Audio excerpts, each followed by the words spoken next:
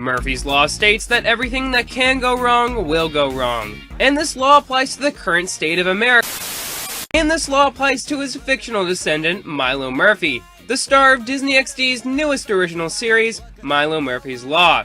Coming from the creators of Phineas and Ferb, Dan Povenmire and Swampy Marsh, comes a show that focuses on the daily adventures as he tries to survive all of the obstacles life throws at him with his two best friends, Melissa and Zach. Seeing as I enjoyed Phineas and Ferb during its run, I was looking forward to this show. So let's see if Milo Murphy's Law is jinxed, or if we have another good show on our hands. The first thing you'll probably notice about this show is how similar it is to Phineas and Ferb. Despite a darker color scheme and characters that are definitely more flattering from different angles, the two shows look pretty much the same.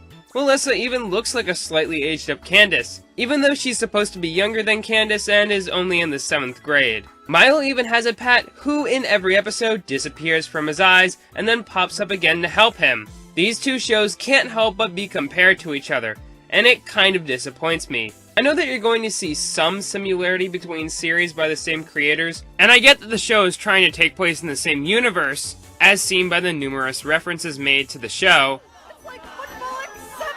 But when I look at all the similar things I've been able to find, I can't help but feel that Dan and Swampy played things a little safe when it came to developing this new series. On the opposite side of the spectrum, if you hated the extremely repetitive stories of Phineas and Ferb, don't worry. The basic plots for episodes are not confined to a tight formula in Milo Murphy's Law, leading to some good variety. There are action-packed races as well as slower comedy-based romps. However, a lot of the episodes are very hit or miss.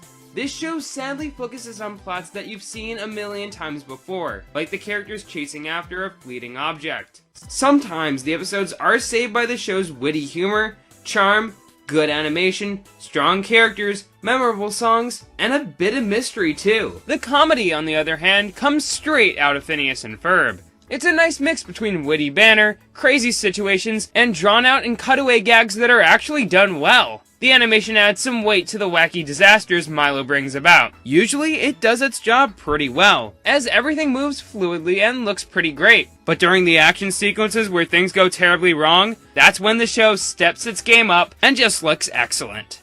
I will give some major props to the background artists, as some of the backgrounds can look really nice. There's also quite a bit of CGI blending with the 2D animation, and it looks pretty nice too. The characters in Milo Murphy's Law are not multi-dimensional, but I still find them to be very strong. Across only a few episodes, I feel like I've really gotten to know these characters. They all have pretty simple personalities, but they stick with you. The show also contains great performances by a diverse group of actors that really helps make the characters as enjoyable as they are. There are your obligatory Disney Channel teen stars and veteran voice actors, but the real standout is Milo himself, who is voiced by Weird Al Yankovic.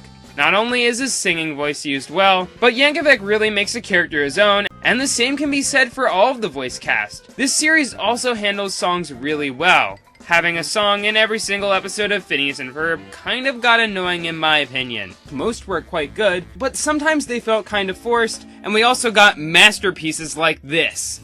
Come on kids, let's squirt that gelatin monster, yeah. Come on kids, let's squirt that gelatin monster. Squirt that gelatin monster. Squirt that gelatin monster. But in Milo Murphy's Law, songs only pop up occasionally, and they help set the mood or allow for a great set piece. The songs, and the soundtrack in general, sound similar to something found in Phineas and Ferb, but some pieces have a nice techno feel to them, or feel like they were lifted straight from a Butch Hartman show. The theme song is just plain addicting.